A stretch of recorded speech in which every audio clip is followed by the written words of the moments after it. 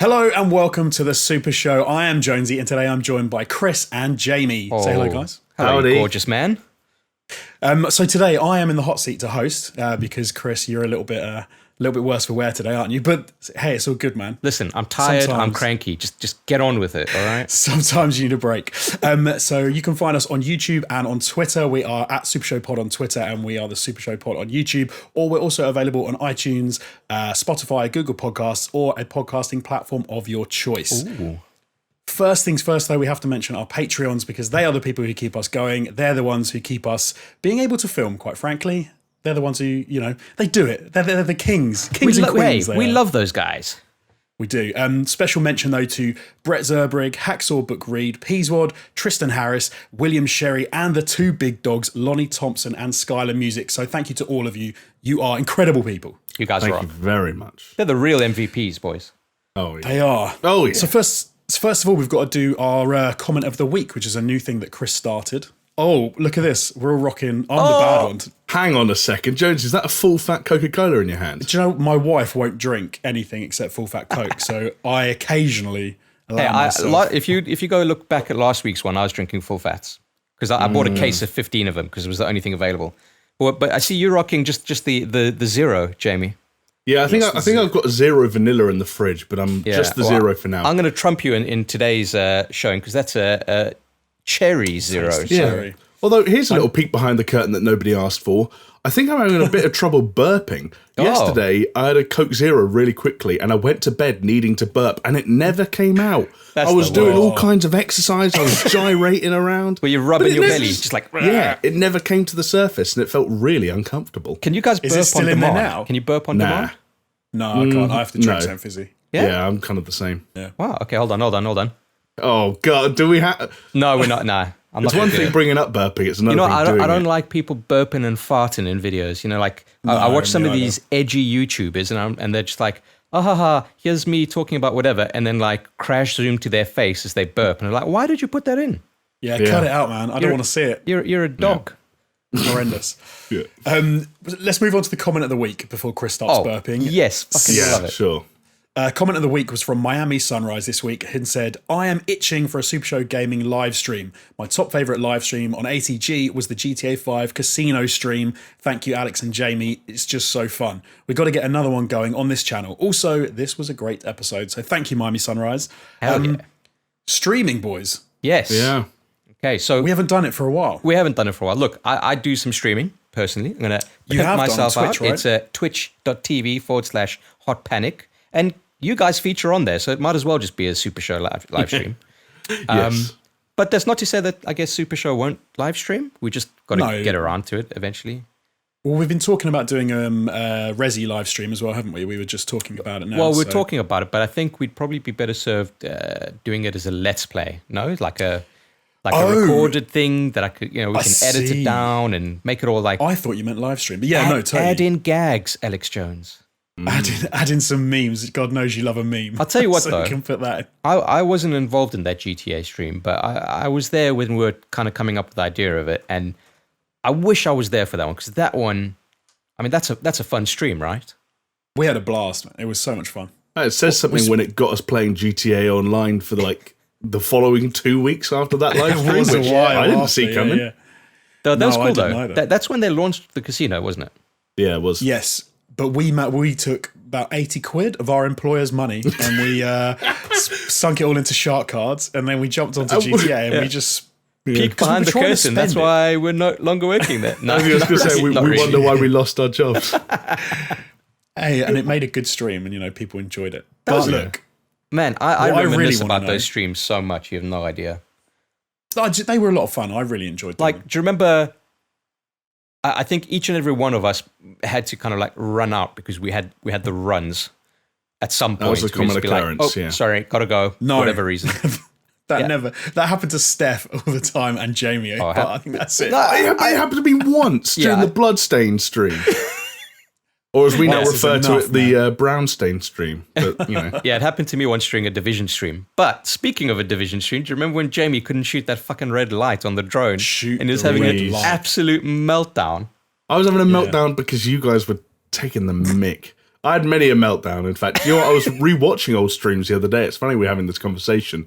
For some reason, I was just going on a trip down memory lane, and I was rewatching the Resident Evil 7 live streams. Oh, yeah. Giving myself a refresher on that game for reasons that will become clear later on in this podcast.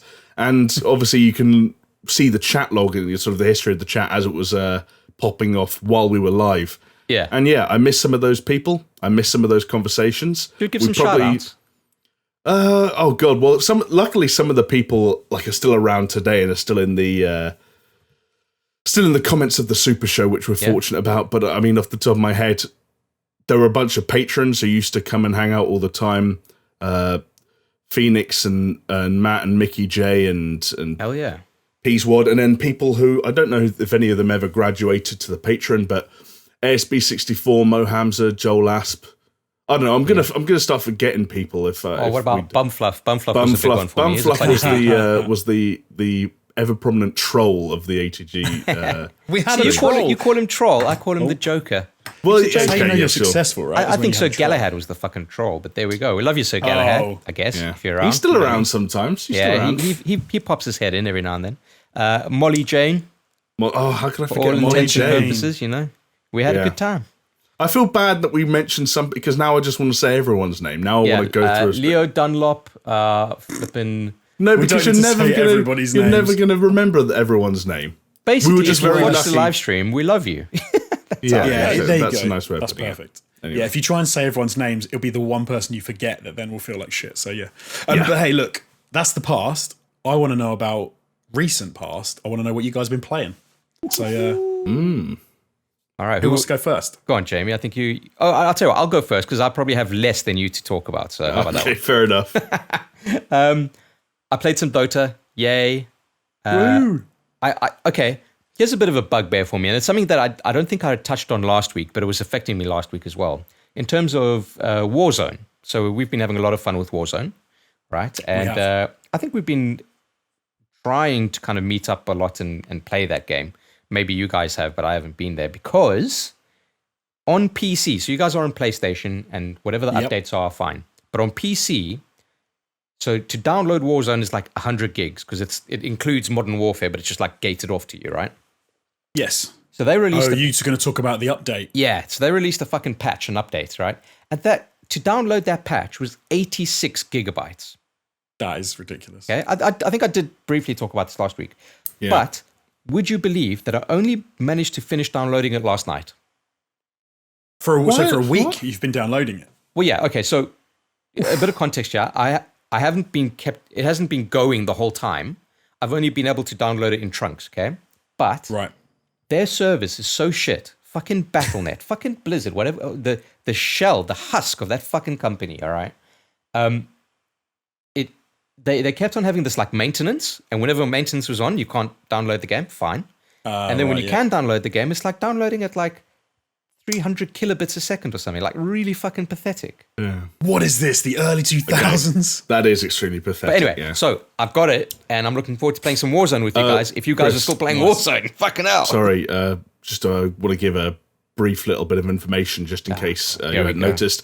You don't have it. Season 3 dropped yesterday. You got another patch to download. Well, maybe that's why it took so long. Maybe it finished downloading the first patch. No, because this is the same patch that you were complaining about last week. Yeah, but maybe it did that, because I queued the next one. Queued the next one. Maybe you'll have to open it up after we're done. I'll tell you what. I'll see you guys in 2 months' time in fucking Warzone piece of shit. When there's another patch. Yeah, exactly. Also, like trios, I think have been fully replaced now by quads for the start of the season. Anyway, so we need to find an other anyway. Quads is quality. Fair, yeah, we've often had an extra person, right? Yeah, we actually have to round robin some of that shit. So we've got Martin from Just Interesting. We've got good old Steph Murphy. Hell yeah. You guys haven't played with Sam yet, but I know Sam from 101 Facts. But he has been absolutely caning it. Oh, you have, Jonesy. I played with Sam, yeah. That would be very cool. So I hope to jump on that with you guys. Like I said, I've been playing some Dota. It's going okay. They've had some patches recently, which has shaped things up a bit. And then the only other game... Okay, well, 2 things, right? So I pre-ordered and have now preloaded Final Fantasy VII.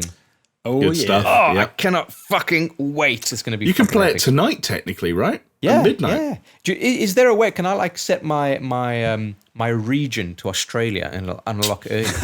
No, I want to say Sony are a little bit funny about that stuff. I think you have to create an account that is from that region, which you can do. I want to say I've got a Hong Kong PSN because you could get into the Call of Duty World War II closed beta if you lived in Hong Kong for no apparent reason. Excellent. Okay. But yeah. So there's that. That's the little aside. And then the very last thing that I've been playing for some reason, while I was waiting for COD to download, I fired up Risk of Rain 2. Oh, you were playing some of that last week as well? Hell yeah. It's such a good game, dude. They had a free weekend last weekend, I think.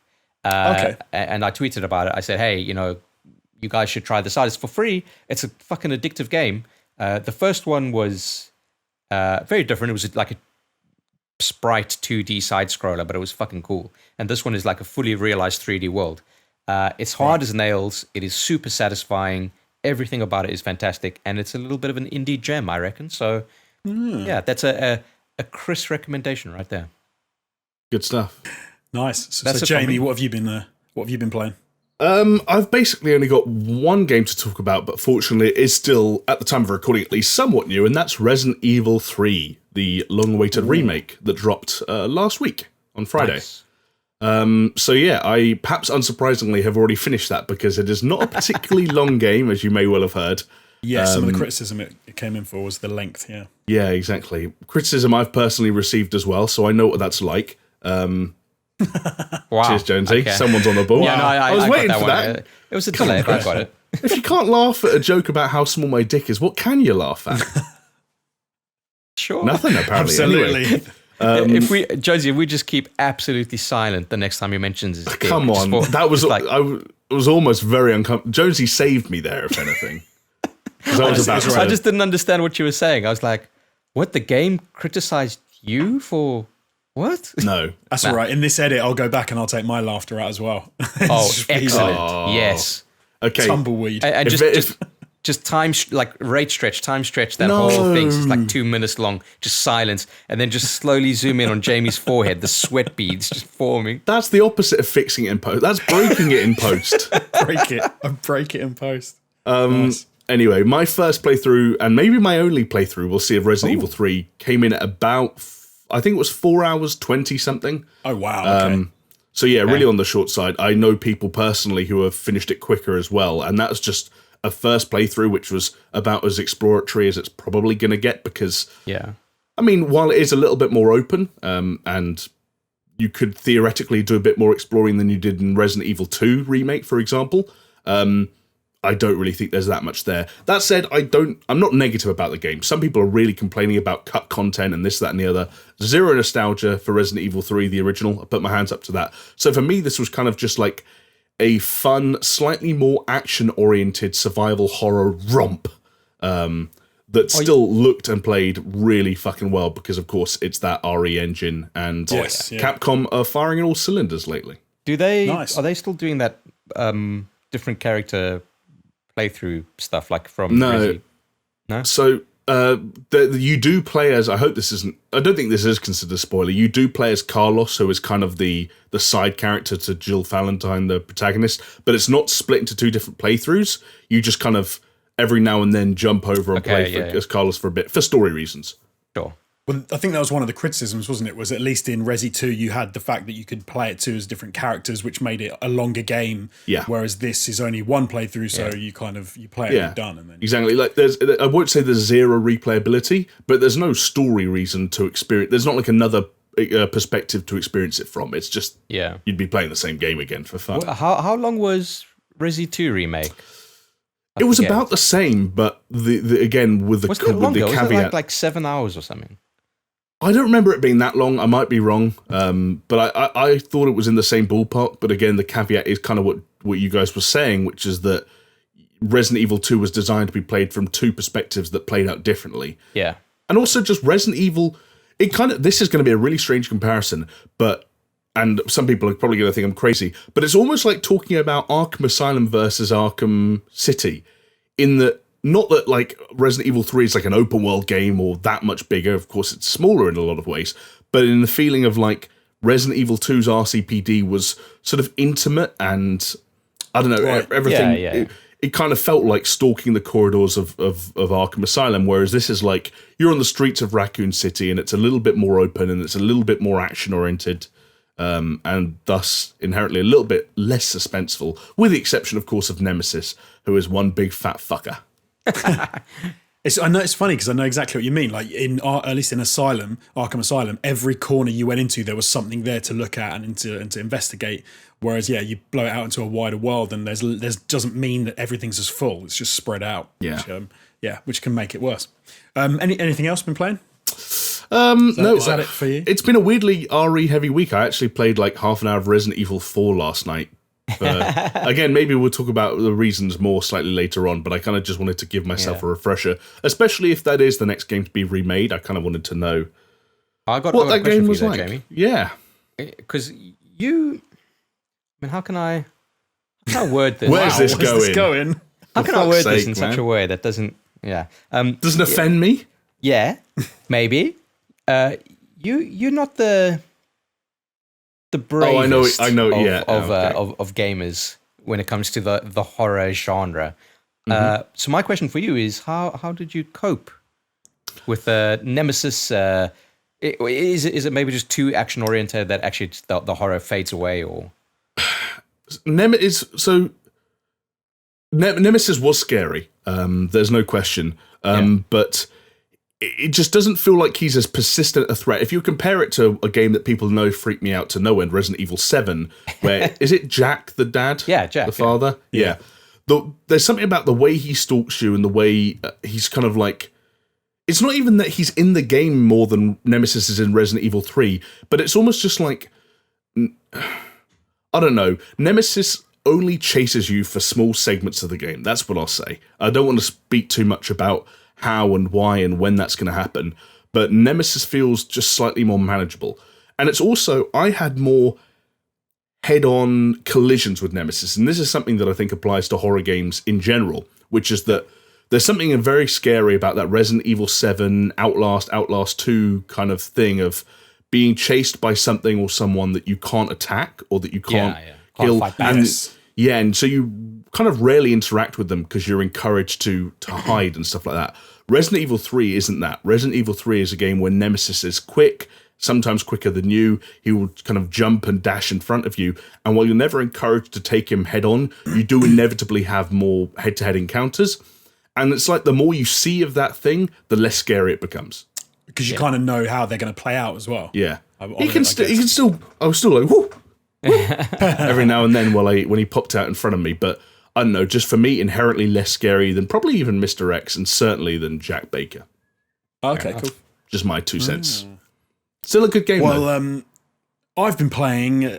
Well, I haven't been playing much, unfortunately. Because, so hold on. Alex Jones, have you finished the game?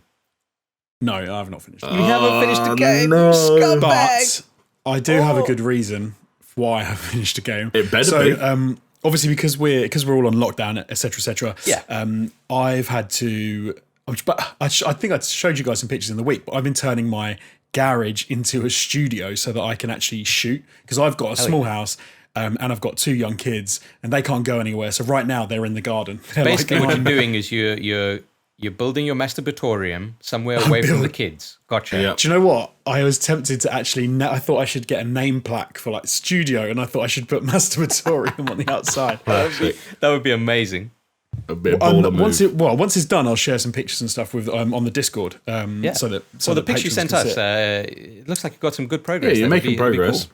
That'd be very cool. Yeah, so I'm nearly done. But what happened this week was the wind a couple of weeks ago basically broke and blew off a load of the capping tiles on the middle at the top of the garage, and this week they're all like falling off. So I had to go. I went up there and I noticed there's giant holes in it, so I had to rip it all off. Then I had to try and get to a DIY shop that are all shut because obviously what's going on, to get some stuff to patch up my roof so that I can build my studio out there. So my week has been kind of taken over with that. So unfortunately, I haven't really had time to play that much. However, I have played a lot of something else, and I have a confession as well. Oh, here we go. What are we about to hear? Oh yes. God! So, because as you know, my forfeit was to play Animal Crossing. Yes. last week. That's what you guys said Yes. my forfeit was. Did you pick it up? So I've been playing it for the last week. Yes. What? Yes. Sure. Yeah. This is, and Jamie's going to roll his eyes because he's going to be like, this is a shameless plug. I swear to God, it's not.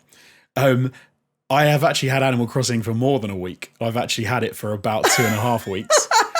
What is going on? So the last time we recorded it, and I said, "Oh yeah, it's a monetary punishment." You were like, "Yeah." I'd already been playing it for a week and a half. What is it?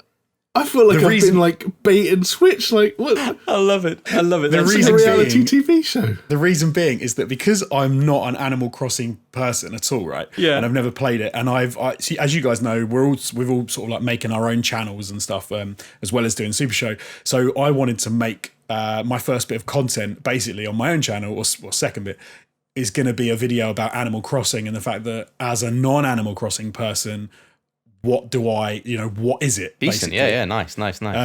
So I picked it up, but then I haven't made the video yet, but then didn't tell you guys that I'd been playing it, but was laughing inside when you were like, your punishment is to play Animal Crossing. So I'm going to go back to that podcast now and watch you intently as we talk about this punishment. Study Just his if I face. could see like a little smirk or a grin on your face.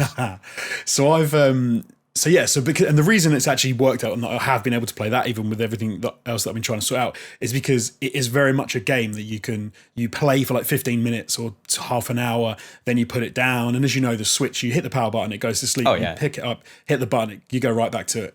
But it's a weird one. The first while on that game, like the early game is shocking. Like do you know what? It's because it's such a kind of.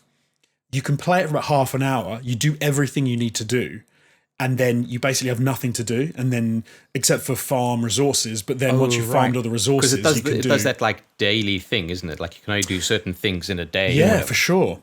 And the resources on your island, so you hit a tree to get wood, but then you've got to wait for the tree to get more resources, and it's like a daily thing. And stone will only appear once a day, and fish, you can fish all the time, and you can. But all your tools break. So for the first week, I was struggling with that game and they'd also say, "Thanks for doing that. Come back tomorrow to see the house that's been built. You've done this. Come back tomorrow to see this." And you're like, Jesus Christ, man, what is this game? But actually, do you know what? I'm now into the mid game. I'd say I'm about to pay off my second debt. Oh no, third debt. To Tom Nook. For those who haven't played Animal Crossing, it's basically just debt the game. So you owe, at the beginning, Nook miles to this little prick called Tom Nook. And once you pay off Nook miles, which you actually got to the island, you then have to pay off bells for the fact that he then builds you a house. He says, "Do you want a house?" But you've got no choice. So then he builds you a house and then you owe him more money. Well, then so you can't say no. I want to be a bum. You could, but you'd have nothing to do, right? The game progresses through paying off your debts. Maybe that's like the way to get to the secret ending, Alex Jones. And well, the game basically the game kind of ends when you pay off all your debt. That's like the end game. You're done then. You could keep playing, but I mean, sounds cool. But I'm in mid game, and even though there's a lot more to do, like it's a bit of a struggle. Like to sit down with it for half an hour and like, I've farmed everything. I've travelled to 3 other islands and have farmed them. Okay, hold on. Sorry, go ahead. No, Jim. you go for it, Chris. Oh no, mine's stupid. Just go ahead. I was just going to say, if you weren't planning on making content around it, would you have given up at some point between now and when you started playing? I wouldn't have been playing it in the first place. Oh, if you guys have said to me, do you know what? Yeah. If my punishment had been to play it, I would have played it for a few days and gone, this game is boring as fuck. Right. Okay. Fair enough. That's what I want to do. You've got, it's kind of like, so as people know, you have a museum, right? So you dig up fossils, you catch bugs and you catch fish, and they go into your museum. Then that's one side of the game. The other side is you do errands for Tom Nook. Yeah, but hold on, dude, because that guy that had the comment of the week last week said it's more than just digging in fossils. No, it is more. So I'm saying it's more like you then have different sections of the game, right? So, but in the end, I'm trying to think of a game. So I am actually surprised Jamie doesn't love Animal Crossing, because I tell you what it reminds me of, and the name escapes me. What's the game with the raccoons with the big hole in the ground? Oh, fucking Donut County. Donut County. The aesthetic. What kind of comparison is that? The aesthetic and the tone is kind of similar. Yeah, but So, I like, don't. the smarmy raccoon. Fucking and launch games and then stare at like the start screen and wank off to it. Like I've got to play it at some point. But you and Chris are also into like the sort of clicker games and the slog games, and you'll go, oh, I did another this, I did that. Yeah, I've got a billion clicker points. The thing about clickers and idle games is that you are the master of your own destiny, right? The master of your own fate. You're at the helm, Right. And the amount that you click directly ties into how well you do. If I was playing a clicker or an idle game and they said, hey, you should probably go to sleep, I'd say, fuck off. I'm going to live my life. It's like with the Nintendo Wii when they were like, have you considered going outside? I'm like, motherfucker, I'm playing a video game. I don't want to go outside. Be like, hey, maybe your wrists need a rest. And you're like, dude, I jerk off 5 times a day. My wrists are fine. Thank you. They're strong as an ox. Look at those bad boys. I'll tell you what is really annoying, like what's been bugging the hell out of me though, is so like games like Overwatch and other games that'll have seasonal content, right? So I had a lot of fun with a couple of years ago with Overwatch's Christmas like pack, right? So you can do a lot of cool stuff, and the Halloween they've had some great like Halloween maps and things as well. Animal Crossing decided to chuck in Easter egg stuff, so you can get not just wood and stone and stuff that you need to craft things. You can get Easter eggs from the ground, from the trees, from the sky, from the water, and you're trying to fish to like, you know, fill up your museum, or you're trying to dig up fossils, and you keep just digging up sodding eggs, and it's just like I think they patched that, didn't they? Stone egg. I think they patched that. They nerfed the eggs. Oh no, I've been playing it today, dude. There's fucking eggs everywhere. Okay, but what do the eggs do for you? You craft, so you can eat them, obviously, and when you eat, you get super jacked, so that you can like dig up a tree with a spade to move a tree. Actually, this isn't sounding too bad, Jamie. You know, so eating eggs and getting jacked. Sure. Oh, so what I tell you one thing is I want to make a video based around someone who's not experienced with it, but I'm also going to do a list video because there was loads of things I did wrong in the early game, and I'm like, I need to say to people, don't do what I did if you haven't played it. But everyone's probably fucking the Jonesy method. I gotcha. Just like tips for beginners, basically, because I'm still feel like that. But hey, this game is about crafting and building and putting things in your house, having a bigger house, putting a bed in it, and then getting a blue bed, and then getting a slightly more fancy oven. An Easter egg bed. You can. I had an Easter egg bed, and then I took it away because it was shit. Okay, how many Jonesies out of Jonesy are you going to give it? Do you know what? Now I'm into the mid game. I can see the appeal of like a bit of a time sink. It feels like an app game, right? It feels like it could be on your iPad, totally. Sure. It feels like and because I've got it on my Switch, I can go to the toilet and play it. When you get into bed, it's 15 minutes before you go to sleep because it's all time linked as well. So, but there was a Animal Crossing like fucking band camp picnic or pocket camp or something like that. Yeah. Okay. It wasn't very good.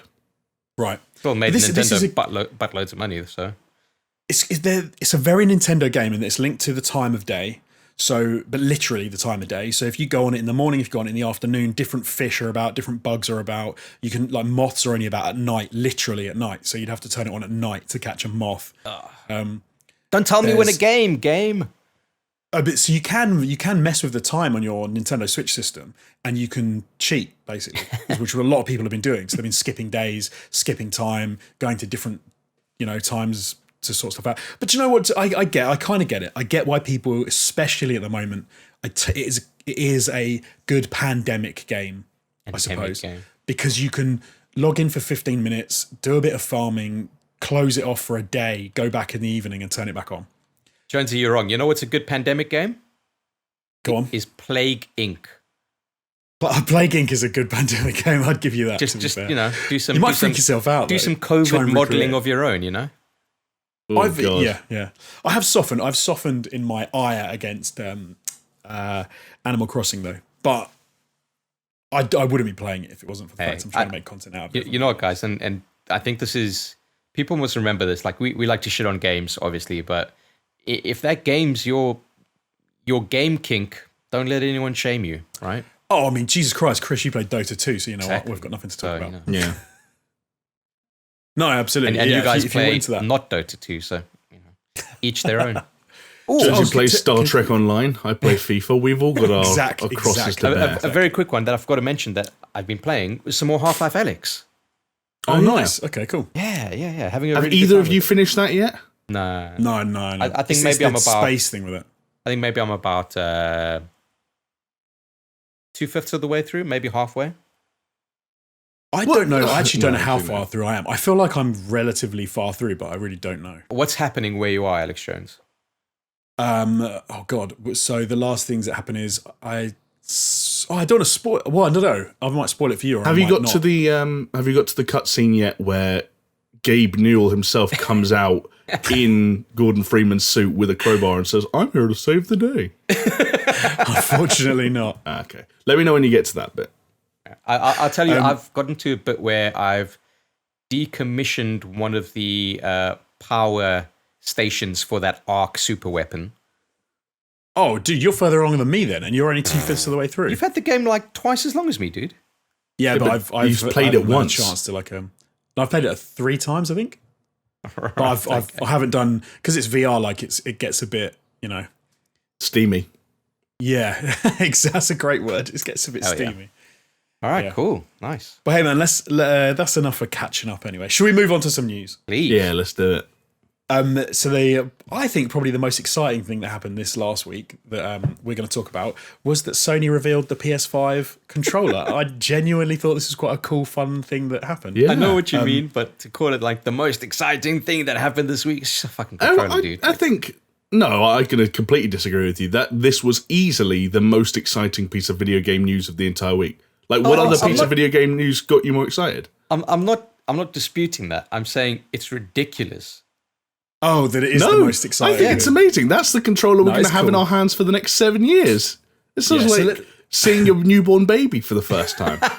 Jamie's newborn baby. Yeah. Right, so let's touch on a few points and then you guys can jump in because I'm really interested to see what you guys actually think and get your reaction to it.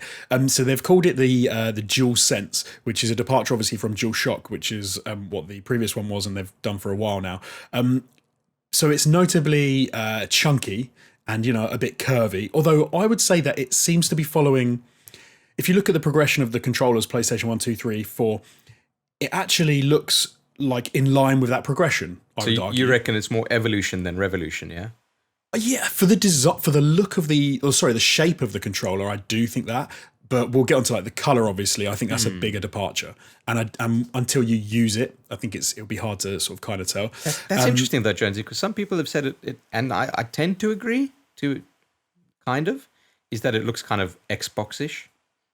I can see why people have said that for sure, but then I think the progression from the PlayStation controllers already was kind of going that way. So the middle section's gone fatter. I'm going to disagree. I don't know if I know you've got a few more points to rattle off, bullet points to rattle off, but I'm just going to plant the seed now. I disagree with that hypothesis. Okay, no, that's fair enough. That it looks like an Xbox? That this is the progression of the controllers. I think shape-wise, design-wise, it is a departure. But, we'll come back to that. I'll let you finish your... So the colour is probably the thing people have been talking about the most because it is that white and black. It's not just black that we've obviously gotten used to. And it also gives us a hint is that the PlayStation 5 itself could be white and black also, which would be interesting. I mean, it would be weird if it isn't, right?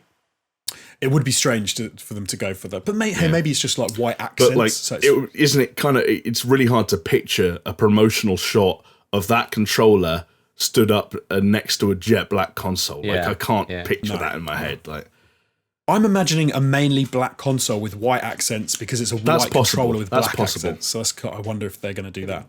Yeah, can I interject here? Because when I first saw it, my first initial reaction was like, I fucking hate it. Like, what have they done? it looks very futuristic, but then someone on my Twitter said, "Oh, it kind of looks like a stormtrooper," and now. I'm sold. Now you're in. I'm happy days. Yeah. I've seen people say that it looks very futuristic, and if you think of things like iRobot and the way that robots are made, with kind of parts of them the external parts are white and then the underneath is black, it almost has a bit of that to me. But did you guys see that one render that someone did of it looking like the more traditional color scheme with the all black and with actual colors on the buttons? It looked damn nice. It looks so much better. Like, I can imagine that looks like the evolution of the last controller. But we'll get back into that because I know Jamie said he doesn't quite agree. So a few more points. So it's designed to feel smaller than it looks, which is interesting. What does that even fucking mean? Well, like it's a weird, so I don't know what that means. Marketing. Feels small. Yeah, I don't know. It's got a rechargeable battery with a strong battery life, but they've also aimed to lessen the weight as much as possible because they don't want it to be far too heavy in your hands, because obviously that's not going to be good at all. They've replaced the share button, which I love the share button, so I'm glad to see they haven't got rid of it altogether, but they've got a create button. And they've said it will have new ways for players to create epic gameplay and content to share with the world. I'm not really sure what that means outside of sharing, like videos and images. That seems like a nonsense change. Like, I don't know why they've decided to call it that, but it sounds like they've changed the word. Yeah, I reckon fundamentally it's going to be super similar, because what more can you do to what the unless what it is instead of like that button immediately bringing up a series of options that are all related to sharing what it is there and then, like share the screenshot you've just taken, share the video you've just taken. Maybe it's more like edit the video you've just taken, edit the picture you've just made. Yeah, maybe, I suppose. So they've maybe combined the media capture center and the share button into one thing, possibly. Which, if they made all those menus slick and quick, then there's nothing wrong with that. I wouldn't mind the ability to trim a video before you post it if it happens really quickly, for example. It's a fine line, though, right? Like, the reason, I guess, why the share button was so good is because of the simplicity of it. And as soon as you press that button, and all of a sudden, like fucking 55 menus come up, what the fuck is going on? I just want to share this fucking video clip. I don't want to sound contrarian, but I'd almost argue that the share button should work better than it does. I feel like there's just enough kind of lag sometimes when you hit that share button that you don't always know what you're doing. I feel like when you hit the save video button, you don't know how much you're saving. Yeah. There are weird things they never properly communicated about it, like, hey, double tap share to choose the start point of a video recording. Like, how many people actually know that kind of... I feel like that functionality could be better, but at the same time, changing the name, this is a that's where Jamie draws the line. Don't fucking change the name. Yeah, exactly. Keep it as the share. Wolf in sheep's clothing. Okay, so it's also got a built-in microphone array, which I don't know if I like this or if I think it's kind of pointless, because they're saying that you can jump into quick conversations, and we've all had the thing whereby you can't quite find your headset at that moment, and you want to plug in. And I should say off the back of this, they've also confirmed that there is a audio jack in the controller, so you can still plug a headset into it, which is obviously very useful. But I can't see why you're going to want to randomly use the microphone array built into the controller. I guess it depends on how good that microphone array is and how much it captures. If it's like a cardioid and it only takes up captures a small area around the controller, then fine. So, but you guys aren't gonna. I'm not gonna want to play with you, and you're not gonna want to play with me. If you press that fucking button, and you can hear my wife fucking doing shit in the background. Or I don't know. I can maybe offer some insight on this based on a patent that was found some time ago, actually, that related to the possibility of a built-in microphone, which we now know it does have. Yeah. What they were talking about at the time, and the reason this is being described as a microphone array, is they talked about basically an array of, I think it's 3 microphones that are all trying to pick up and cross-reference as much information and audio as possible. The idea being, again, in the way it was described in the patent, so pinch of salt required, that it would be able to detect the user's voice and differentiate it from background noises and cross-chatter and things like that, and isolate it. Whether or not it works. It's kind of active noise cancelling built into voice detection. I mean, Sony's got the technology, right? Like they're really good with their active noise cancelling. So makes sense. And I don't want to jump the gun on this one, but I'm gonna go ahead and assume that they've at least somewhat got it working. Reason being that 99% of multiplayer lobbies in PlayStation 4 games, every single person is unmuted by default. So if you were jumping into a match of Call of Duty and you had 12 people they were sitting right next to a fan, they've got a baby screaming in the background, they're having their lunch, and they throw out one too many racial slurs, and I will actually say that one is one too many racial slurs, I should probably clarify, then obviously you don't want to have to start muting everyone in the entire lobby by default because everyone's sat there in front of their controller and it's picking up their audio. So hopefully they figured something out. But that's what seems weird to me, is that if you want to have your headset to in-game or chat and stuff, then you've got your headset. This is for people that aren't wearing a headset, who just want to throw out the occasional comment. I think that's okay. Not really What's sure. wrong with The quote from Sony themselves in the blog post they put out for this controller is, this is a direct quote, But of course, if you are planning to chat for a longer period, it's good to have a headset handy, which is so actually maybe it's a lot better than I'm assuming. So maybe it's something you could use if you want to dip into, say, a couple of rounds of Warzone. But if you're planning on doing a 4-hour stint or you're going to live stream or something, then you do want it more traditional. But then I why? think this is cool, dude. Like, if you're going into Warzone and you're just playing on your own, right? And you're meeting up with a squad that you don't know. Like, you're not going to sit and have like, oh, so what did you have for breakfast today? Like, fucking blah, blah, blah. But what you do want to do is you get shot at and you're like, oh, there's someone from, northeast. Just say that, like, oh, I'm getting shot at, or oh, I'm down. Like, those quick things. I think it's a good idea. That almost, Chris, with what you're saying, almost creates a use case for games to start having some kind of console version of push to talk. Yeah. Which would be interesting. Yeah. But to carry on the whole sound thing, because they've sort of, I think Sony have spoken about the fact that audio is not, and is very important to them, and creating a much more kind of fuller experience. They've also talked about the haptics, which they've said is another important feature that they bring into this, and which is why I guess it's called the DualSense. So they've added haptic feedback into the controller so that you should be able to feel things like, I think the quote I saw was, if you're in a rally game and you drive over dirt and gravel, you should be able to feel the fact that you're going over that. And that just sounds amazing to me. Like, if they can pull off that, that's like the next level.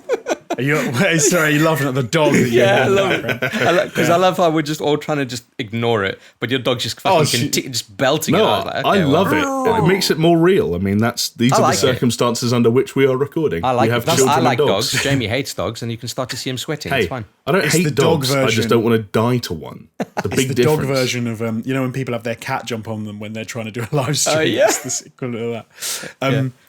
So, but then as well as the haptic feedback, which sounds amazing, they've also got the adaptive triggers, which sound very cool as well. So that gives you, it adapts how the tension in the triggers, so that if you're like pulling back a bow, or I guess if you're firing a gun, or if you're doing anything that has any sort of like, should give you some sort of feedback, they're going to recreate that into your triggers, which sounds amazing. Like, it's not the first time that's been done, but it does sound cool if they mix it all together in one controller.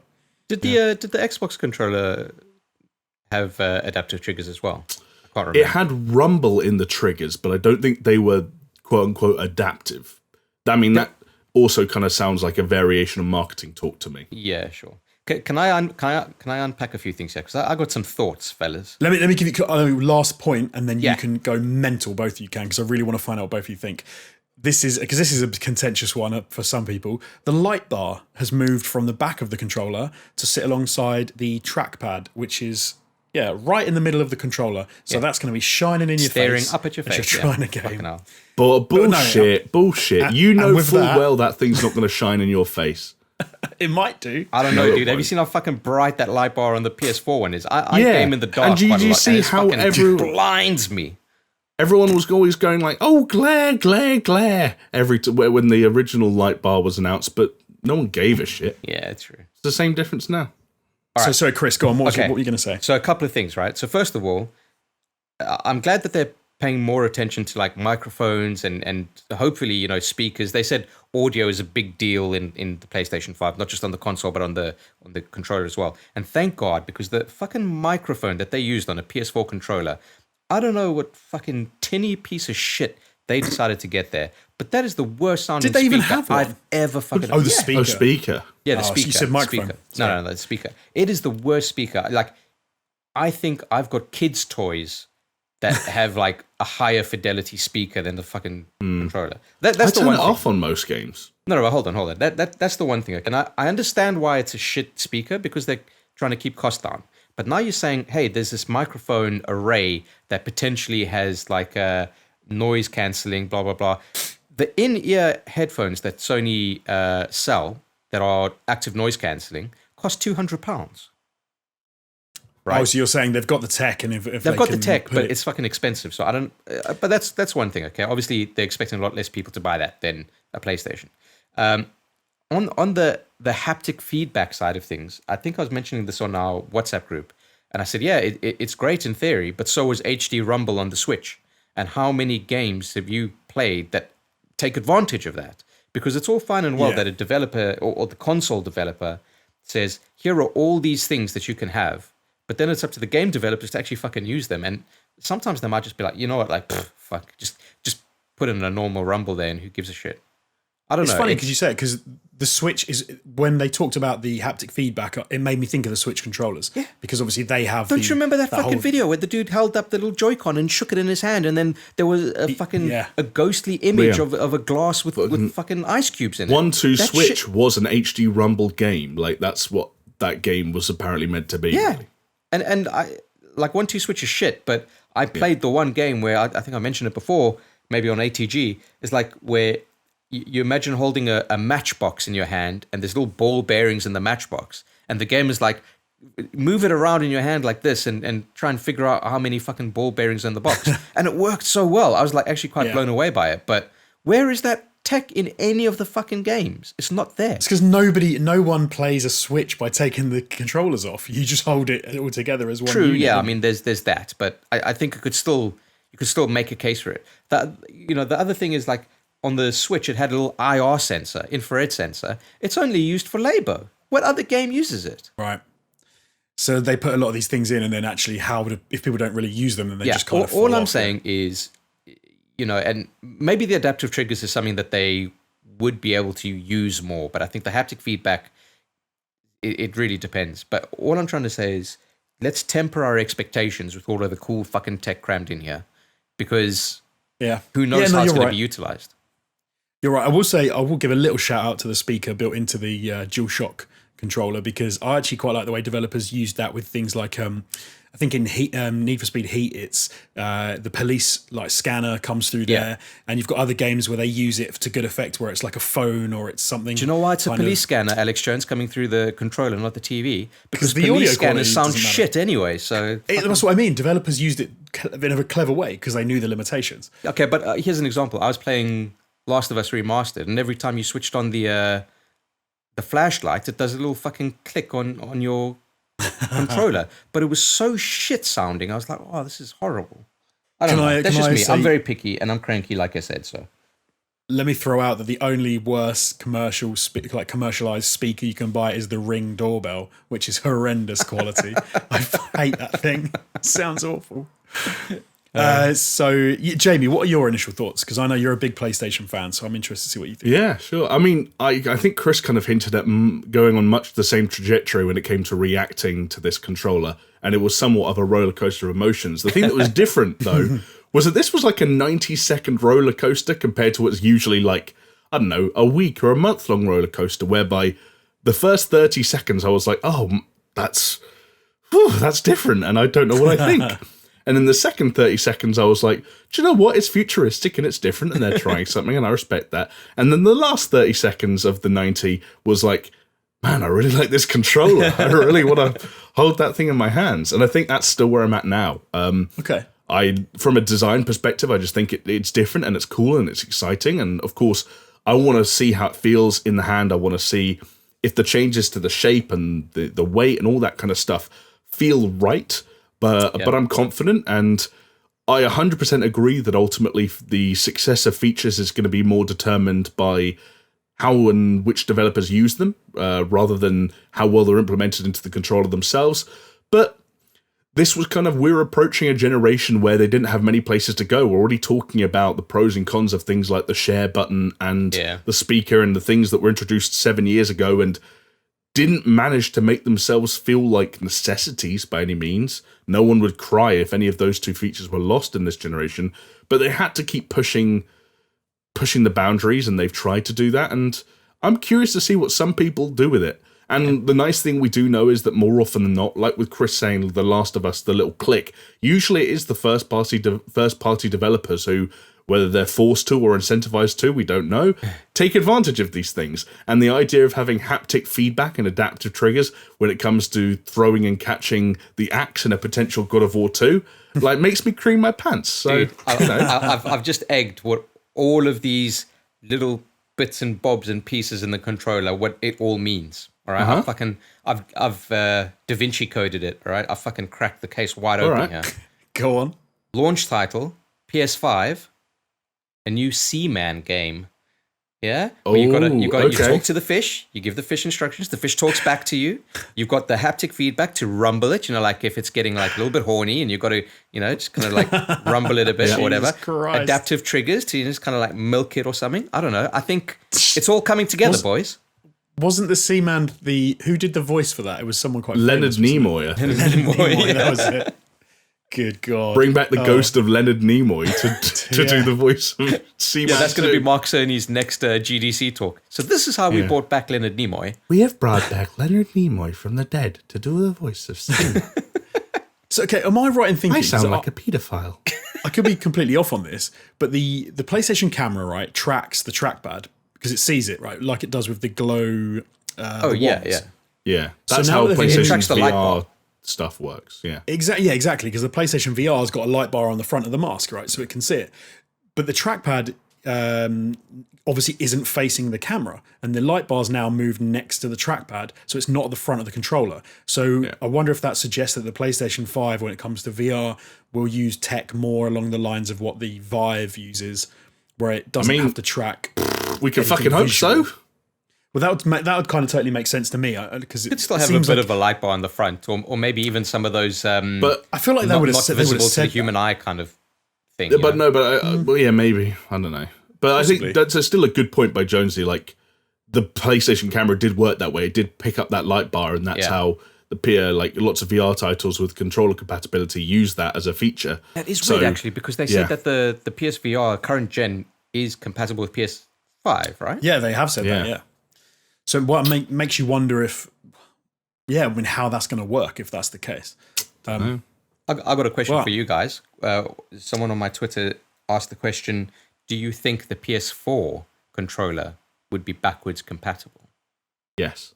I said yes, but I said probably for backwards compatible games for sure, but case by case basis on. As in PS5 titles? Do you mean you could use it on the PS5? Yeah. I don't think it will be At all. No.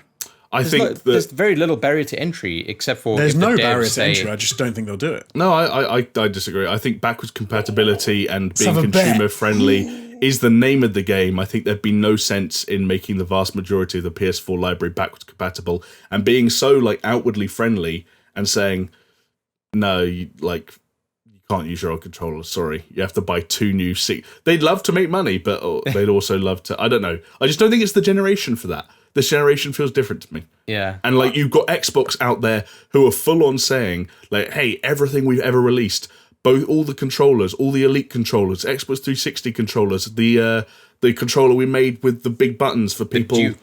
The Duke. What's the? Oh, the adaptive controller. Yeah, thank you. Sorry, I was trying to. Yeah, that almost didn't come out right. They're out there saying every fucking thing's going to work. If Sony are like, so can you spend £120 so you and your friends can play these games? I don't think it's going to happen. I think there's no way that they're going to be. All right, Jonesy. There's not no way. Here's the bet. They're not. Hold on. Do it. So Here's one the of you bet. is eating I'll dog even food tell at you the the end of this. excuse. No. I've got a better one. I've got a better one. The loser buys the winner a PlayStation 5 controller. Oh, okay. Juicy. Yeah, cool. Right. Juicy. I like it. Well, how about no? But if you win, I buy you a PlayStation. No, hold on. No. If you win, I'll buy you a PlayStation 4 controller because you reckon it's going to work on your PlayStation 5. No, I'd like a PlayStation 5 controller, please. Deal. I'm in. Deal. Right, I like it. Okay. Someone who's watching this, make a comment and remember. Someone with a good memory. But I reckon I can even guess the excuse. The excuse will be because of all the changes they've made to the controller, like the haptic feedback, like the create button, not the share button. They're going to say that the PlayStation 5, the way that it processes the info, sends out the signal to the controller, isn't the same. Therefore, they can't. But they would have loved to have done it if they could. That's going to be the excuse. Bullshit. When the first round of games for the PS5 come out and none of them properly use haptic feedback, and they're all on the PS4 and the PS5 anyway. But they don't. If they can, it's an excuse. I'm not saying it's true. I'm saying that's what they're going to say. Yeah, but what I'm saying is like when for the first year to 2 years of this console generation, most major games are still going to come out in the previous generation. Why would developers be incentivized to introduce mechanics that utilize features like haptic feedback and adaptive triggers if the PS5 was structured in such a way where if you use those things, a whole generation that 110 million people own controllers for becomes irrelevant. Well, because they can. No, I'm just saying. I'm not saying that it's a real thing. I'm saying it's an excuse they're going to use. There's just something they're going to say that the PS5. I think PS5 needs to use its own controller. That's what they're going to do. I don't think this is going to be the generation for excuses. I think they're both. Right, okay. I think both people are so. I think talking about Microsoft and Sony, really, Nintendo are in a league of their own at the moment. But I think they're both so scared of what the other one can do and will do that they're both going to be neck and neck when it comes to being as pro-consumer as possible. I think in most ways. I think you've got the right sentiment, Jamie, but I think you've got the wrong reasoning for it. I reckon the reasoning for it is because both parties are looking at the Xbox One launch and they're saying, Microsoft is saying never again, and PlayStation are saying just flat out never. Yeah, I mean, I could agree with that as well. Well, okay, so let's move on from something that's coming out in the future to something else that's coming out in the future that got leaked last week, and it is the rumours around Resident Evil 8 and what that is going to look like. Fucking juicy. We touched on this last week, didn't we? Yeah, we did, actually. And since then, a whole load of new juicy shit has slid out the arsehole of the video games industry. So I think the rumours started by Duck Gollum, and then they've been corroborated by VGC. So the leaks that have come out have said that Resident Evil 8 is going to be, if you think about the name, is going to be a village, based in a village. And it's under the working title Village Resident Evil, because if you think about it, Resident Evil, and then V-I-I-I-C, Vil. You get that? Vil, that village. They did the same trick with 7, where Evil, V-I-L, V-I-I... I like the fact that their names are generating the creative for the games at this point. Yeah. They're not coming up with a concept first; they've got the name first. It's great. Well, what cool name can we put with like V-I-I? V-I-I. Villy? Milli Vanilli. Young Milli Vanilli. 9. Oh no, 9 would be 1X, right? Yeah. IX. Oh no, something different. IX. I don't know. Fix, Resident Evil 6 is actually Resident Evil.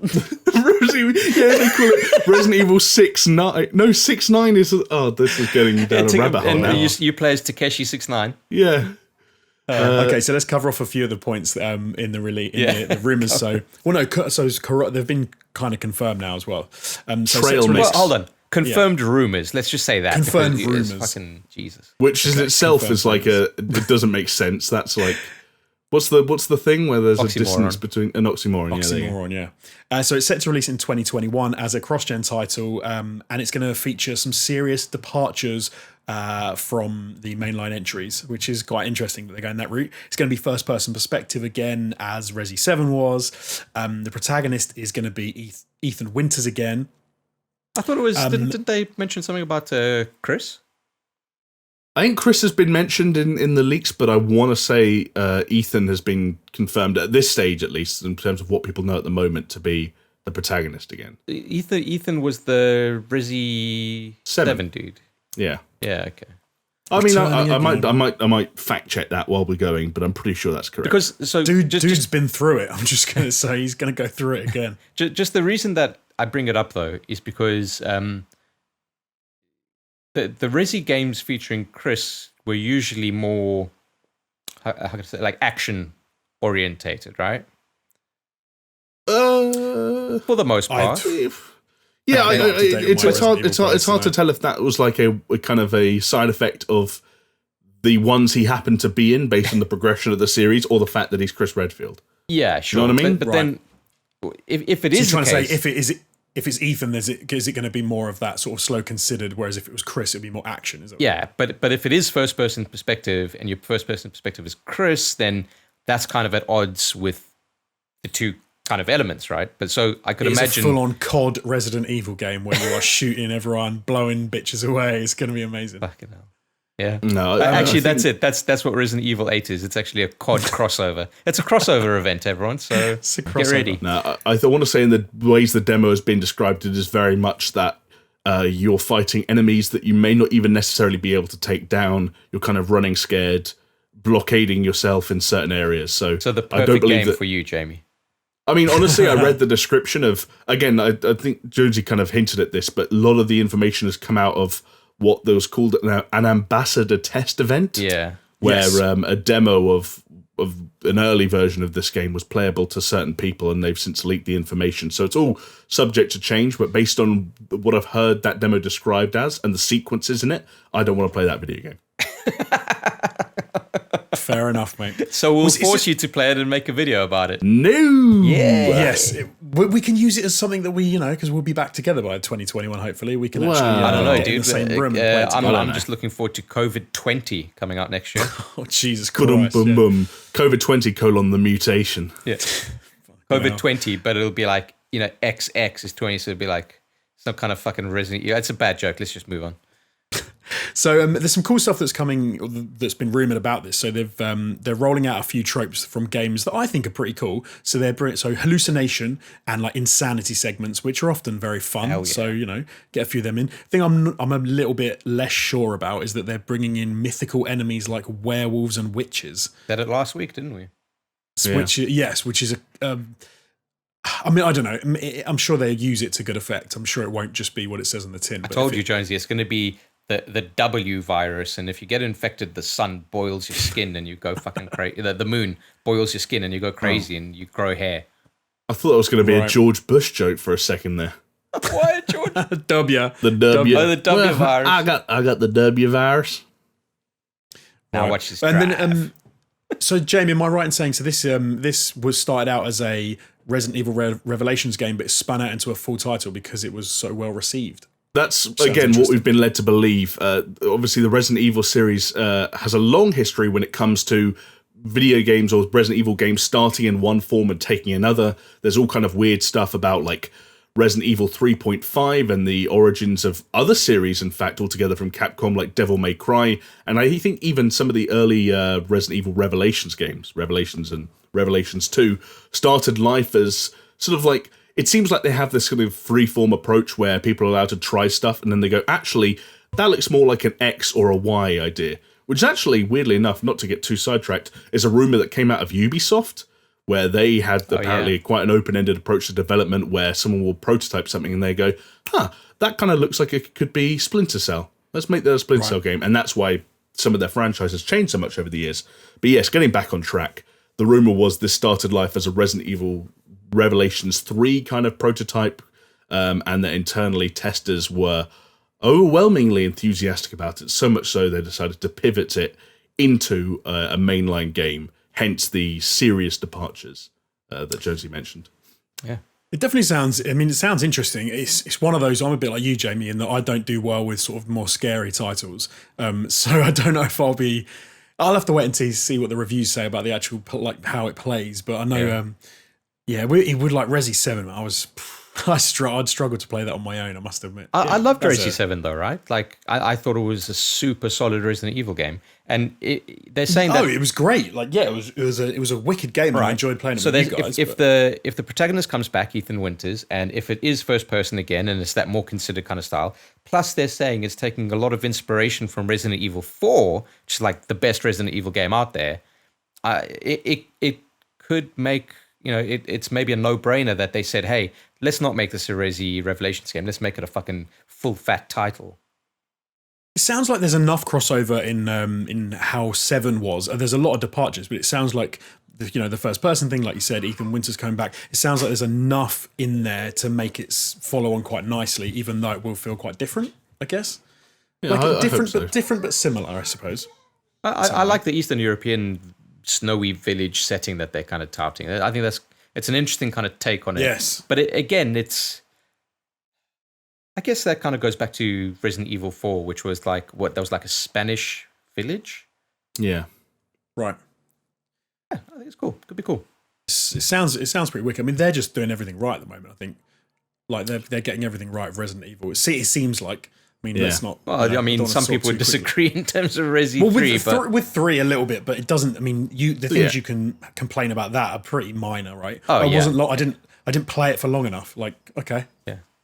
You wanted more of it. That's not the worst criticism. Surely that's a good thing, right? Like, you enjoyed the game so much that you wanted more. Like, okay. Yeah. Good. It's a good problem to have, buddy. Yeah, absolutely, exactly. Okay, so the third story we're going to talk about, Jamie was filling me in on, just before the podcast. So he's done all the hard work with getting all the info about this, but let me run down through some bullet points. Because this is bloody hilarious. This is the Cooking Mama Cookstar game which wasn't, or game that might be, or game that's not, I don't really know. So, right, let's get into it. So Cooking Mama Cookstar had a launch trailer that came out a while ago, and people were obviously sort of talking about it, and then it seems like it got released for a short period of time in the US. But it didn't actually come out properly, right? So it was due to come out on the 26th, and people were tweeting saying it was back. And like I said, there was a trailer, even though it was one of the worst game trailers I've ever seen. It does look very low rent, which is never a good sign. Nintendo never mentioned it on their eShop. It was only on third party, or it was only listed as a third party game. Am I right? Is that right? No. It came out on the Nintendo eShop in the US. It did come out on the eShop. Yeah, but they've since pulled it, right? Oh, sorry, it's no longer on the eShop. Yeah. Okay. It never came out in Europe at all, and now Amazon only lists third-party sellers of the game. But yeah, you did say it. So it was released on the US eShop, but only for a few hours, and then it just disappeared, which sort of stacks up to be quite a strange story because it doesn't really make much sense. So there've been a lot of sort of crazy rumors that have been flying around about this. Is that the game was mining cryptocurrency? It was using your Switch to mine cryptocurrency, which I suppose would be quite easy to do, right? You download all the software and you don't realize that in the background of your game, Steph Murphy has got mining cryptocurrency for you. The owners of the Cooking Mama IP didn't know anything about the game, which is interesting. That's one of the rumors. Yeah, rumors. I should say these are all rumors. Yeah. Yeah. I think you actually said that some of these rumors have been laid to rest a little bit, Jamie, haven't they? They've been, yes, exactly. There was a later interview that came out, but these are the original rumors that were coming out. It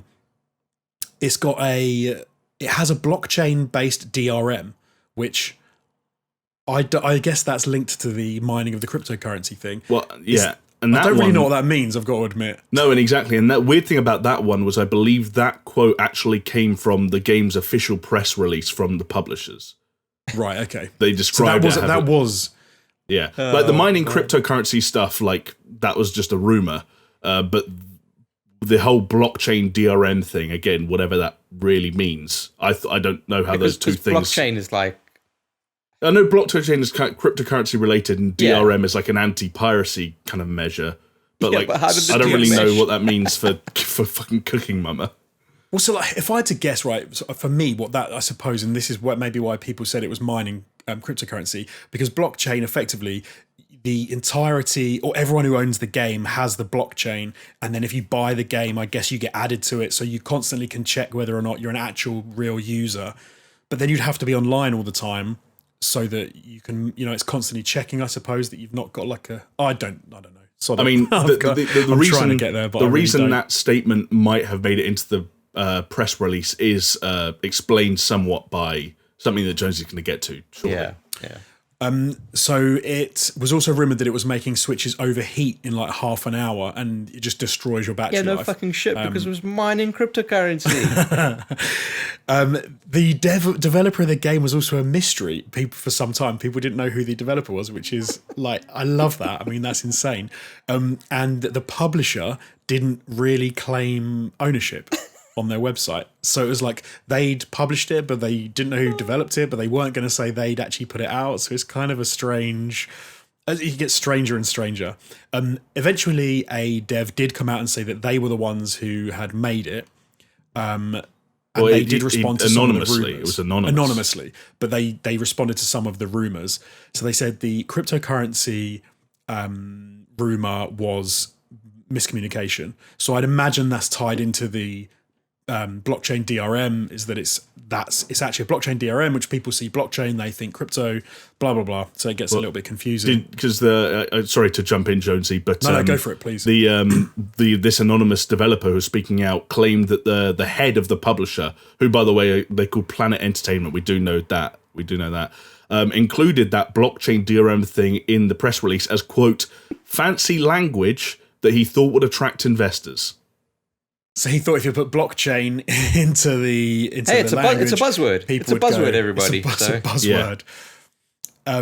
So the crashes and the overheating apparently were caused by the fact that the game was made by people that were working on their first game. So I guess it was really badly optimized. So it's just using so much power from the Switch that it's eating all the battery life. It's overheating the system, which I mean is not an excuse, right? That's horrendous.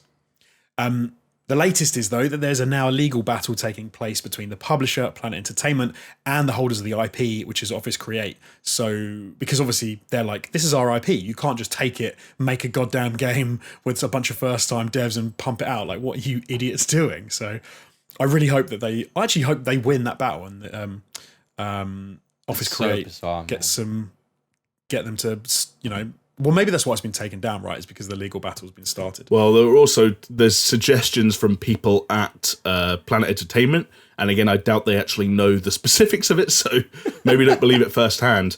But they claimed that the reason it disappeared very quickly is because Office Create, who used to make all the Cooking Mama games, have a very tight relationship with Nintendo, right. And at the point in the relationship prior to the game's release, Office Create were telling Planet Entertainment, like, look, you only need to improve this game or cancel it. You cannot release this game. And Planet Entertainment were like, well, we're going to release it anyway. And released it. And right. As soon as the Office Create caught wind of that, they went to Nintendo and were like, get rid of this game. And so Nintendo pulled it from the eShop entirely before it even could come out in other regions. Obviously, most retailers like Amazon are not selling it. Apparently, a few physical copies did show up in places like Target in the US, but outside of that, you can't really get this game. You can't find bizarre, it. Man. I will say it now. If you can get your hands on a copy of this game, right, go out, get it, because it will be worth money in years to come. Because if it doesn't ever get resold again, you are going to have, especially a physical copy, you are going to have a very limited edition game. So I'd say go out there and get it. Yeah, it's like the new PT Switch consoles with the Cooking Mama fucking Cookstar on it are going to sell for like thousands of dollars. Exactly. But it's interesting that Office Creative said that if they polished the game, they could have released it. It's because you have to wonder that actually they would have said, if this game gets released, we own the IP, then we'll do a deal after the fact where they have to pay us a buttload of money if it sells well. It's just like, which is what I would assume would have happened. But it just seems like fucking the whole story is just fucking bizarre. It's madness, though. I mean, if you go online, go onto YouTube, look up the trailer for this game, and you will find that it is it's shared by some really random YouTube channels. So it's called Cooking Mama Feet Cookstar, in case people didn't get that at the beginning. It's got a bit of a weird, janky trailer. There's multiple versions of it. Just go and have a look at it because there's more info out there. And it is a weird. Somehow, weird story. This is barely scratching the surface on this story, which will probably be a Netflix original documentary series by the end of the week. Yeah, at this rate. Yeah. There's going to be some guy talking to camera saying like, "And I almost had to suck a dick to get some water." It's like, yeah, okay, yeah. Jesus Christ. This will financially ruin me, or whatever the Tiger King meme is. But I hadn't even heard of this story until Jamie was filling me in on it, and it does sound like one of the sort of craziest. Just weirdest things to happen recently in gaming is that someone just decided to take this IP and just see if they could sneak it out, I guess, and just get some money. I think it was official. Like, don't get me wrong. I want to say my interpretation of this, at least, is that this was all happening by the book. The part of it that wasn't meant to happen where Planet Entertainment weren't meant to hire a team of first-time developers to make a bad and poorly optimized game that then got released when the IP owners were like, no, we don't want to release. But one thing the developer did point out in the interview he's given anonymously, and it's a good point, is that you can't just put games on Nintendo or Sony stores. Yeah, these went checks, through right? approval processes and were approved. So anyone who out there, this is where I kind of take off the tinfoil hat a little bit. It was like, yeah, sure, stuff can slip through the net and Nintendo might have missed stuff. But Nintendo, of all people, who are famous for the fact that they used to put their own fucking seal of approval on games, let this onto the eShop, if only momentarily. Okay, how about this, kind of Jamie? Bizarre. How about we put back on your tinfoil hat and we put on another tinfoil hat, so you double tinfoil it, right? Because what if this whole story, this so stupid little fucking blockchain Cooking Mama story blows wide open, this massive conspiracy. whereby the Yakuza forced Nintendo to fucking develop this game because they are in it for the blockchain. Chris, now you're thinking like Netflix. I love it. I like it. Hell yeah. That's where it goes. Jamie, as you were saying that, I did think this is Fire Festival for gaming because it's that kind of thing, right? Because they've got a lot of legit stuff in there, but they've also got a whole load of bullshit. Yeah, all we need is Ja Rule to kind of show his face and fucking that's done. Buy the game. But hey, I'll tell you what, I'll do the segment for you, Jonesy, because that's a weird fucking story, but there's another weird story that I said you guys should most definitely cover in this podcast. Yes, this is a pretty awesome story. So go on, Chris, hit us up. Well, I'm just going to tee you guys into it because Dana White, he of UFC fame. I mean, he's the owner, right? A president of the UFC.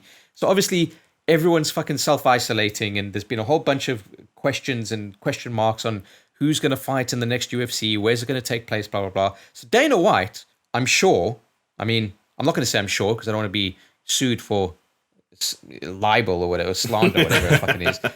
But perhaps it could have been that he shoved his face in a bucket full of cocaine and then decided to release a press statement saying that he's gonna start hosting fights every single week for UFC on a secure private island.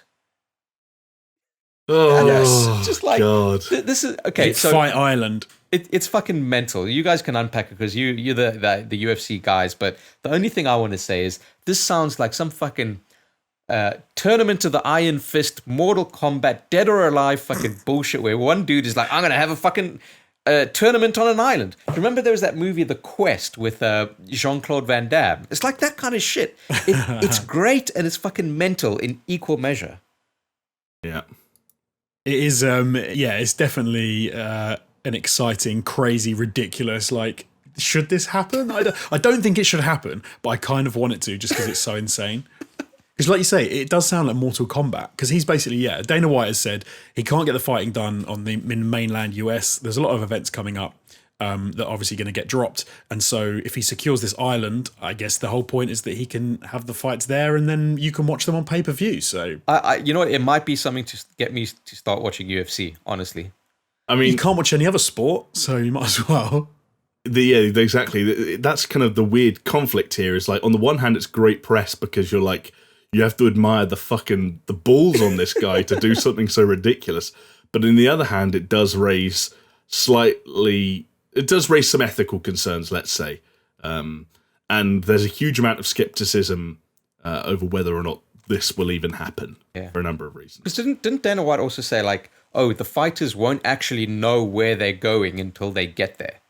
Yeah, well, so I guess for some context, like, Dana White has been the biggest fucking weirdo through this whole thing. When the outbreak first happened and sports events around the world, everything from the Euros to the Olympics and you name it, was getting cancelled for good bloody fucking reason, Dana White came out and said, like, nah, every single event's going to go ahead. Every single event's going to go ahead. We're fine. Fighting's different. UFC's different. We're good. We're solid. Keep watching. Keep paying. For reference, we're now at the time of recording on the 9th of April, and there hasn't been a UFC event since March 14th, and that one took place behind closed doors. So they have cancelled either 3 or 4 non-pay-per-view events since then.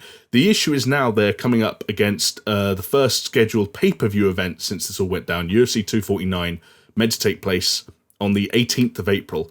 And again, that's soon. Dana White, that's soon. Dana Money White is convinced and adamant that this will happen.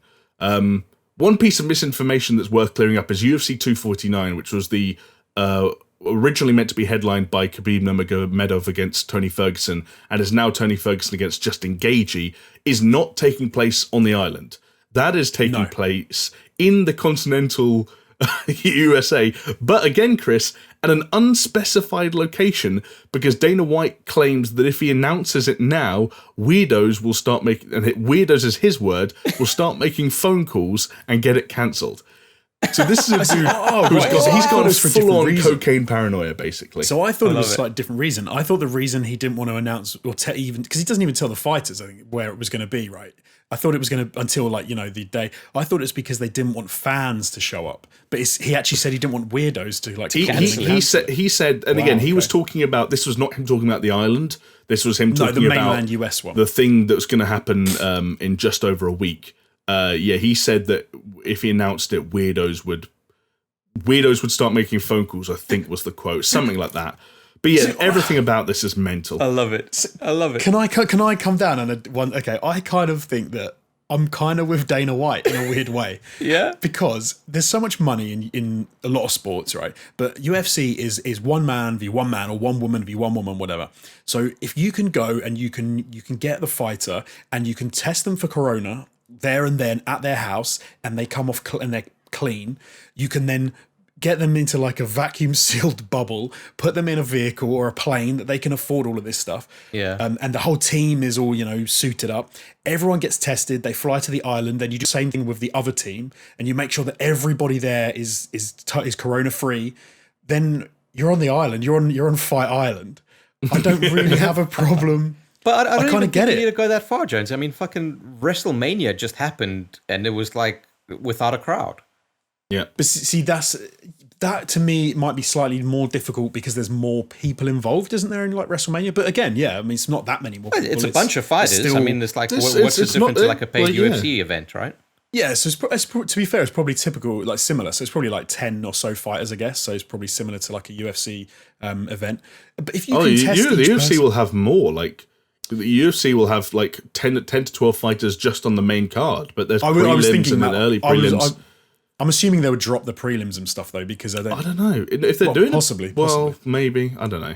Then everyone's got a corner which will have 3 or 4 people in it. There's all the people who do the production side of thing. So you wonder if they can, if they reduce that number as much as possible, and then they test everyone because they can buy the tests. Yeah, I kind of feel like as long as everyone on that island is clear, and they've said they're going to send every single fighter and their corner a home test.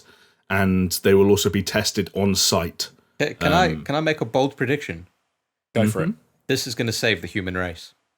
He's going to create a utopia island free of coronavirus, the only place on Earth where you will not contract coronavirus. We're all fucking burning around here, and there's fucking Dana White saying, "Oh, these guys thought I was a fucking cokehead." No, wrong. I'm a philanthropist.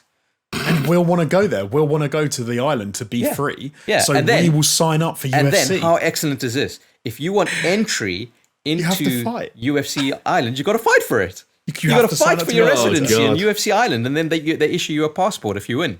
Here's a bolder claim for you, Chris. Not to kind of put a nail in the coffin. I don't think most of this is going to happen. even UFC 249, really? which Jamie, even come on, believe UFC 249, which is the more believable element of all of this because it doesn't involve a fucking fantasy fighting island, is bizarrely. It's like I don't know. Like the fighters haven't been told where they're going to fight. There are people who are in certain countries and might not be able to leave those countries. The fight card was announced. Like at the time of recording 2 or 3 days ago, and since then, one of the women involved in the co-main event has pulled out. The broadcaster who owns the rights to show UFC coverage in the Netherlands has said that they are refusing to show UFC 249 for ethical reasons. All right. Basically, this is Dana White, who has a contract with ESPN to show a certain amount of fights per year on their platform, trying to hold everything together as best he can. And if there's one thing that UFC fans know about Dana White, is he will look down the barrel of the lens. He will look you individually in the eye, and he will lie until he can no longer lie.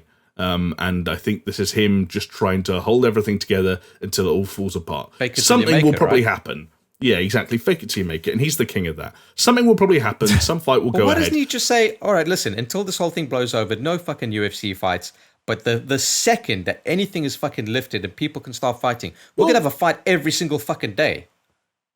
Well, I think the logistics of having a fight every day are probably a bit too tough. He's got time. And people wouldn't be able to buy pay-per-views. But also, like, these fights cost, is it $60, $80 in the United States when they're pay-per-views? People aren't going to buy them every week, let alone every day. Dude, I'll tell you, as soon as this COVID ban fucking lifts, people are going to be fucking making it rain, No, they're not. Money's going to be fucking people are going to have flying out of the windows. They're going to start applying. They're going to start applying. They're going to start applying for jobs again because a record number of people have been unemployed for a record number of time. It's the total opposite. Yeah, I think, and a lot of countries are all going into a lot of them are starting to go into recession now as well, aren't they? Is it France that's just gone into recession? Yeah. But hey, look, that we're getting in a bit down on that. But hey, I'm hoping that the UFC Island. I'm hoping that Mortal Kombat Island will happen. Do you remember when the Mortal Kombat game was like Mortal Kombat versus DC Universe? The next one's just MK versus UFC, where it's like fucking Conor McGregor getting Scorpion to do come over here, get over here. Yeah, but Dana White will be in the game again for some fucking Dana White has been in the UFC games, so I'd love it if they put it with his actual fighting ability in real life and you just get to kick the crap out of him. Yeah, but he's on the Mortal Kombat side. Oh, right, yeah. Undead Dana White. Goro versus CM Punk. Oh. Well, lovely. Hey, this has been a nice departure from gaming, but I think we should touch on one more gaming story before we wrap up. I like it. Just a little bow on it, yeah? Yeah, just a little quick one. Google Stadia Pro, in fact, is going to be has gone free for 2 months. If you have a Gmail email, you can sign up. And you can get Google Stadia with, I've seen it said 8 games and I've seen it said 9 games, so I'm not exactly sure how many, but free games so that you can play at home to your heart's content. One of the few games that they've got on offer. Shall I give you the list? Do you want to hear what games are available? Rattle through that list. So Destiny 2 The Collection, Grid, Guilt, SteamWorld Dig 2, SteamWorld Quest, Hand of Gilgamesh, Serious Sam Collection, Spitlings, Stacks on Stacks, and Thumper are all going to be free to play. So you can get on there for 2 months. You can play it. One thing to be said, though, is that you need to sign up. Then it's 2 months. So you need to make sure you unsubscribe before you get charged, because it will go back to being $9.99 again in dollars. I don't know what it is in pounds. Is it the same thing? Is it £9.99? I don't know. But look, we said last week that Stadia need to do something because they should be rolling in it by now because people are struggling, to play games, etc., etc. So the fact that they are not making the most of this situation is kind of mad. Oh, one other thing to mention is Google Stadia Pro has gone from 4K streaming to only 1080 because of throttling and internet speeds and all sorts. Like they're not trying to break the internet by doing bullshit. this. They could never get it to work properly anyway. Yeah, I don't think they need to worry about it, to be fair. I don't think that many people are going to sign up. But hey, look, you might as well jump on. You might as well. This is if you ever wanted to have a go at Google Stadia Pro minus the 4K. Like this is the time to do it. Yes, agreed. I think Jamie, you said that you're gonna jump in. Yeah, absolutely. For the exact reason you just said. Like if you've ever been even remotely curious about whether it's Google Stadia or just streaming games in general, you want to know where the technology's at the moment, how well it works, how well your internet might cope with it, all these kind of things that I'm sure we've all wondered about in the past. This is a free opportunity to try it. So, there's nothing to lose, really, unless you, I guess as there's Jonesy said, forget to cancel. Download or take up any hard drive space. It's just sign up, use your bandwidth, and there you go. Yeah, exactly. For sure. And I guess with that reached the end of the podcast. Lovely. Thank you very much for joining me, both of you. This has been fantastic. Nice job hosting, Thank you for AJ. hosting, mate. Yeah. No problem.